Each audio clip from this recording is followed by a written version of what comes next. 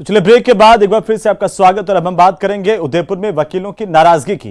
High court की bench बनाने की मांग को लेकर के आंदोलन कर रहे वकीलों का गुस्सा आज फूट पड़ा और बार एसोसिएशन के बैनर तले वकीलों ने सड़क पर उतर करके जोरदार विरोध जताया।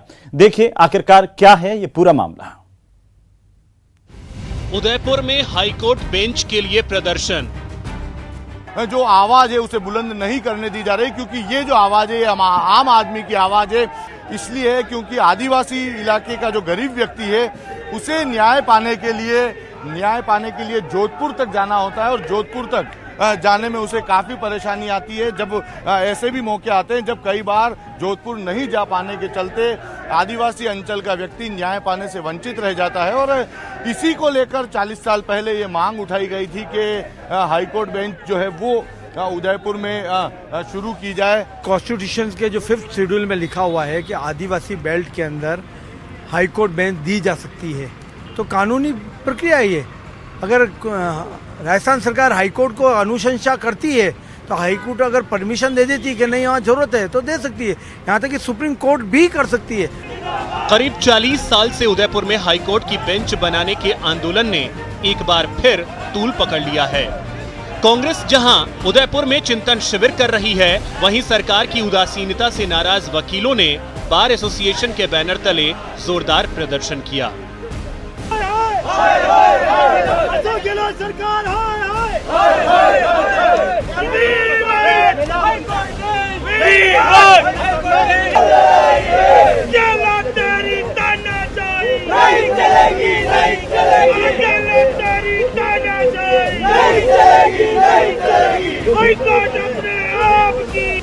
दरअसल 2 दिन पहले मुख्यमंत्री अशोक गहलोत से वकीलों के डेलीगेशन की मुलाकात में मामला न सुलझने से भी वकीलों के बीच नाराजगी है। उदयपुर के वकीलों का कहना है कि मुख्यमंत्री ने उनसे 2 टूक शब्दों में यह मांग पूरी नहीं होने के संकेत दे दिए हैं। मुख्यमंत्री जी से हमारी बात हुई, फिर हमने कड़े शब्दों में उनका कहा कि अगर आप इस प्रकार से यही रवैया आप जोधपुर के प्रति प्रेम दिखाते रहोगे तो हम उग्र आंदोलन करेंगे और आगामी आपको जब सरकार आएगी उस सरकार का हम सब जनता से मिलकर ना इस जो मांग पूर्ति नहीं कर रहे उसमें हम उनको जमींदोज करने के लिए तैयार। हाईकोर्ट में संघर्ष समिति के पदाधिकारियों की मौजूदगी में न सिर्फ वकीलों ने गिरफ्तारी दी बल्कि पूरे चौराहे पर काले झंडे दिखाते हुए सरकार के खिलाफ विरोध जताया। आक्रोशित वकीलों ने सीधे मुख्यमंत्री पर निशाना साधा। अशोक गहलोत साहब तो जब मेवाड़ में हाईकोर्ट बेंच की बात आती है तो वो पार्शियल हो जाते हैं, उनका वो उसी मूवमेंट में वो जोधपुर की तरफ टिल्ट हो जाते हैं और रटा रटाया स्टेटमेंट होता है उनका। पिछले जब से वो मुख्यमंत्री बने हैं कि तब से कि मैं वहाँ जोधपुर का हूँ और मैं वकील था तब मैंने खिलाफत की थी।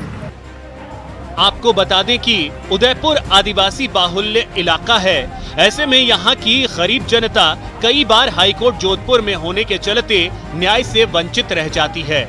वहीं आंदोलन कर रहे वकील मांग पूरी न होने पर इसका असर अगले चुनाव में दिखने की चेतावनी भी दे रहे हैं।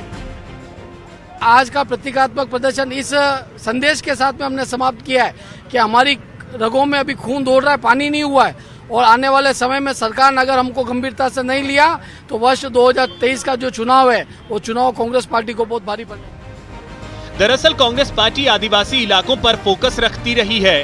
कांग्रेस नेता राहुल गांधी इसके लिए प्रयास भी करते दिखे हैं, लेकिन इसके बाद भी उदयपुर को उसका हक न देने से जनता नाराज है।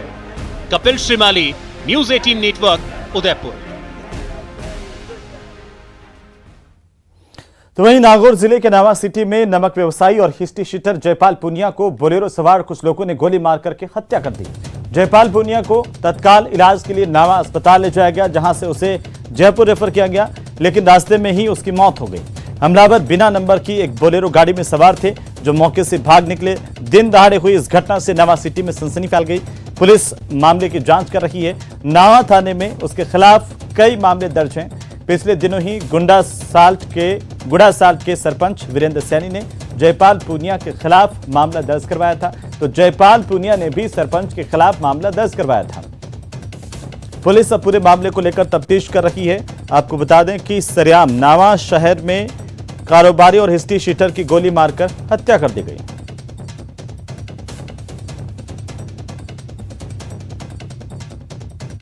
उसका कोई वो नहीं है, अपराध हुआ है आपके सामने है और ये बात भी सामने आएगी कि अपराधी जल्दी शिनाख्त होगी, जल्दी पकड़े जाएंगे।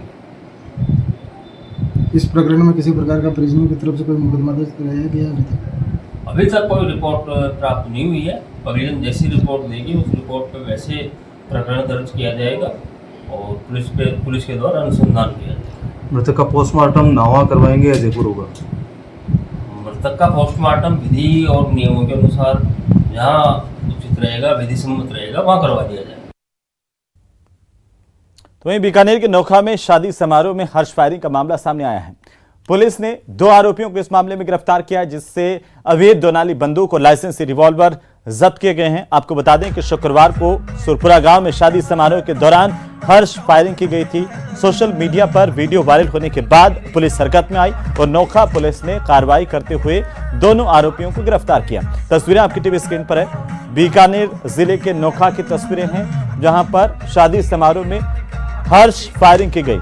लाइसेंसी रिवॉल्वर अब पुलिस ने जब्त कर लिए। एक अवैध बंदूक भी पुलिस के हाथ लगी है। पुलिस की कार्रवाई इस पूरे मामले को लेकर के जारी है। दरअसल सोशल मीडिया पर यह तस्वीरें जैसे ही सामने आई तो इस मामले को लेकर सवाल उठने लगे। उसके बाद पुलिस हरकत में आई और पुलिस ने इस मामले में तफ्तीश करते हुए नोखा से अवैध बंदूक और लाइसेंसी रिवॉल्वर जब्त किया है। शादी समारोह में हर्ष फायरिंग की तस्वीरें हैं।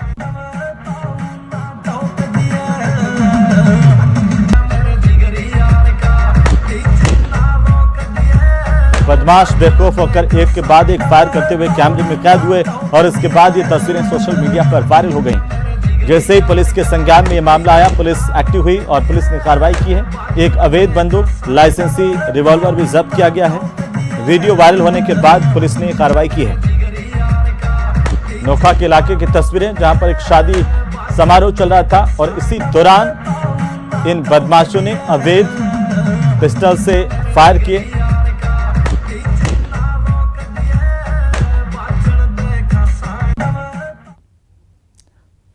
चले आगे बढ़ेंगे। प्रदेश में पिछले कुछ महीनों से बिगड़ रही कानून व्यवस्था को लेकर के आम जनता में आक्रोश है। राजस्थान के करौली जिले से शुरू हुआ तनाव और हिंसा का माहौल अलवर के राजगढ़, जोधपुर और फिर भीलवाड़ा तक पहुंच गया।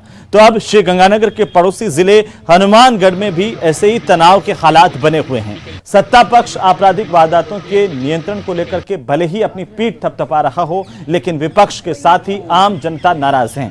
श्रीगंगानगर से हमारे संवाददाता अशोक कुमार शर्मा ने प्रदेश की बिगड़ती हुई कानून व्यवस्था को लेकर के श्रीगंगानगर के लोगों से बातचीत की है।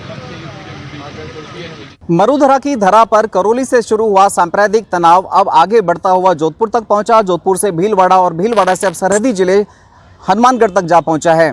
हमारे साथ विधानसभा चुनावों की भाजपा की तरफ से प्रत्याशी रही विनीता आहूजा है। इन्हीं से जानते हैं क्या हालात है इस समय गंगानगर के लॉ एंड ऑर्डर को लेकर।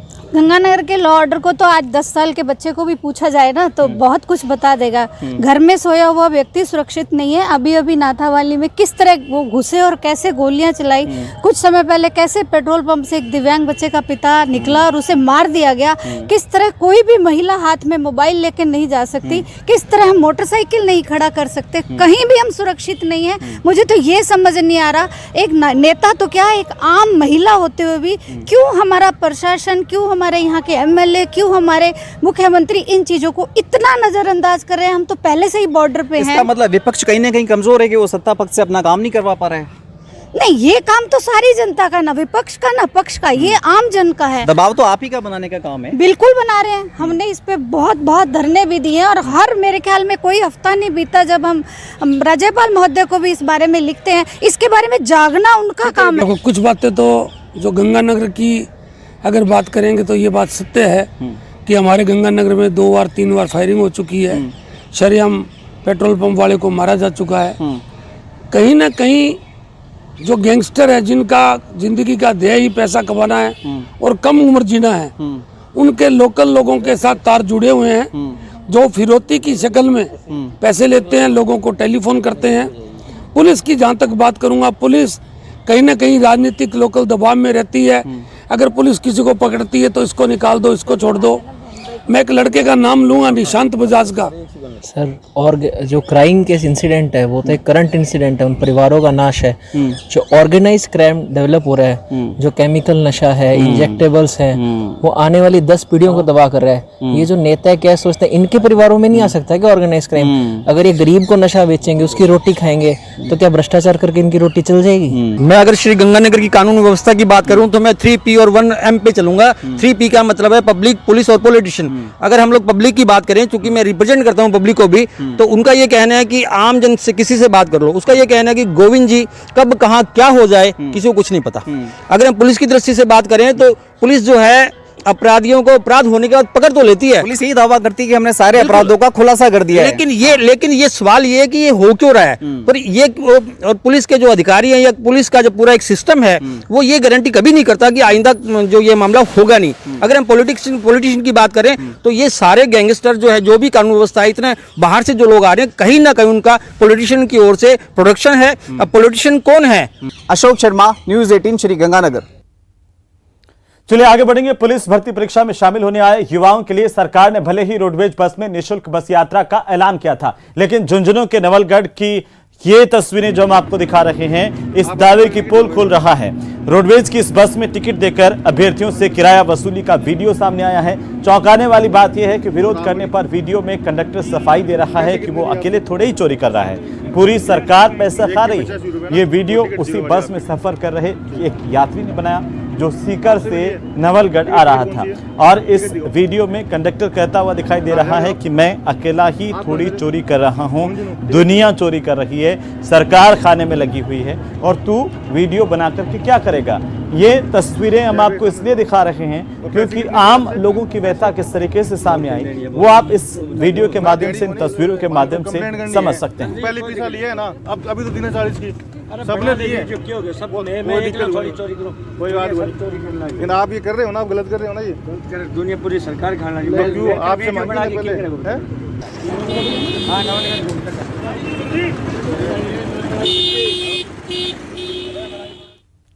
तो वहीं भरतपुर के सेंथरा गांव से एक बेहद ही सनसनीखेज मामला सामने आया है। यहां पर एक पति ने दहेज के लिए हैवानियत का रूप धारण कर लिया। सनकी पति ने क्रूरता की तमाम हदें पार करते हुए 9 महीने के मासूम बेटे और पत्नी की आग लगा करके हत्या कर दी। मृतका के पिता ने ससुराल पक्ष पर बेटी और उसके 9 माह के पुत्र को जला करके मार देने के आरोप लगाते हुए मामला दर्ज करवाया है।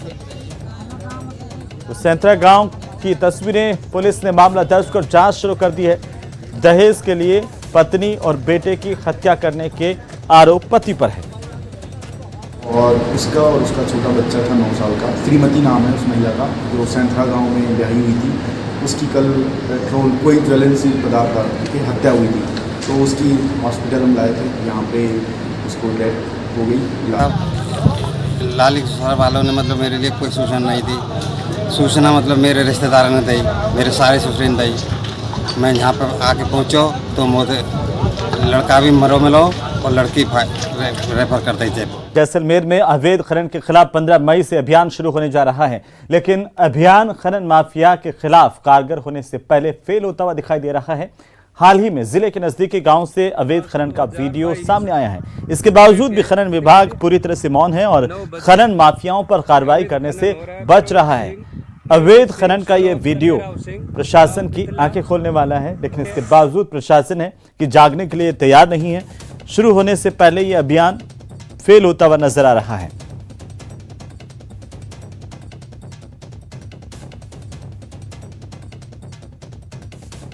उसी बीच ज्यादा जानकारी के साथ हमारे सहयोगी जैसलमेर से श्रीकांत व्यास जुड़ रहे हैं। श्रीकांत, क्या कुछ जानकारी, क्योंकि खनन विभाग यहां पर एक अभियान चलाने जा रहा है और उससे पहले इस तरह का ये वीडियो जो ये बताता है कि अवैध खनन किस तरह से यहां पर मौजूद है।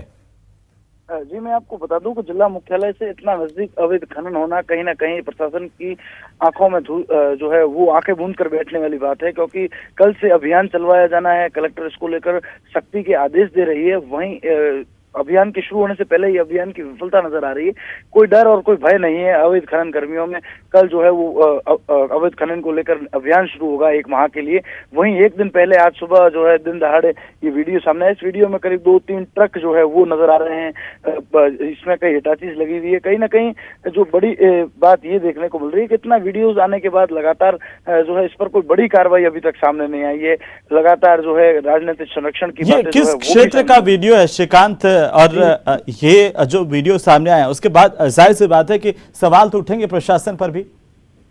जी मैं आपको बता दूं कि ये वीडियो जो है जैसलमेर के नजदीक की जाजिया गांव का है, जहां पर लगातार अवैध खनन की कई वीडियोस पहले भी आते रहे हैं। लेकिन इस बार ये दिन दहाड़े वीडियो आना कहीं ना कहीं जो है वो प्रशासन पर बड़े सवाल खड़े करता है, क्योंकि प्रशासन जो है कल से अभियान चलाने की बात कर रहा है, लेकिन उससे एक दिन पहले इस तरह का वीडियो कहीं ना कहीं प्रशासन की नीति की विफलता जो है वो साफ बयां करता है। कहीं ना कहीं जिला कलेक्टर सख्ती के आदेश दे रही है, वहीं जो है जिले में मुख्यालय से इतना नजदीक इस तरह की अवैध खनन होना कहीं ना कहीं जो है उनकी कार्यशैली पर भी सवाल खड़े करता है। नजर बिल्कुल श्रीकांत, आज ही सुप्रीम कोर्ट में अवैध बजरी खनन को लेकर के सुनवाई हुई और इसमें सुप्रीम कोर्ट ने राज्य सरकार को 2 सप्ताह में हलफनामा देकर के कहा कि अवैध बजरी का खनन नहीं होना चाहिए। बाकी जो अवैध खनन हो रहा है और उस पर भी एक दबाव पड़ेगा कि आखिरकार सरकार उन्हें रोके। तो क्यों आखिरकार जो स्थानीय प्रशासन है, जो खनन विभाग है, वो जाग नहीं रहा है?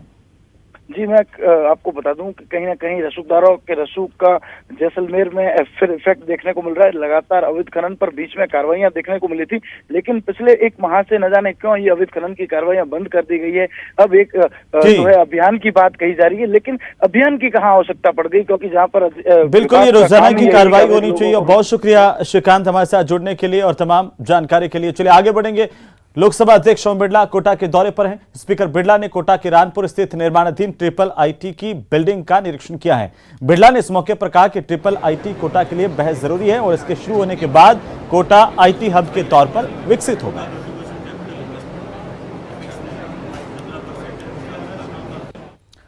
तो चलिए आगे बढ़ेंगे। राज्य सरकार की ओर से प्रदेश शिक्षा की गुणवत्ता में बढ़ोतरी के लिए अंग्रेजी माध्यम के जो स्कूल खोले गए हैं उनमें एडमिशन के लिए लोगों का जबरदस्त रुझान देखने को मिल रहा है। आपको बता दें कि राजधानी जयपुर में आलम यह है कि एक सीट के लिए 10 गुना से लेकर के 30 गुना तक आवेदन आए थे।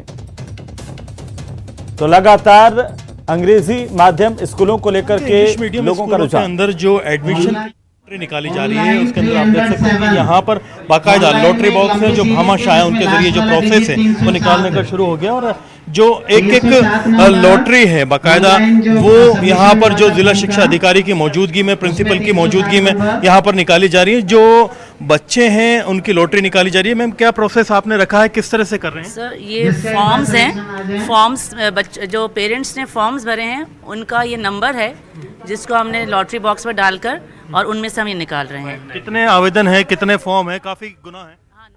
अपने पास 25। और इसी के साथ इस बुलेटिन में इतना ही। अपने पसंदीदा चैनल न्यूज़ 18 राजस्थान की ताजा तरीन खबरों को देखने के लिए आप विजिट कर सकते हैं हमारी वेबसाइट news18rajasthan.com। नमस्कार।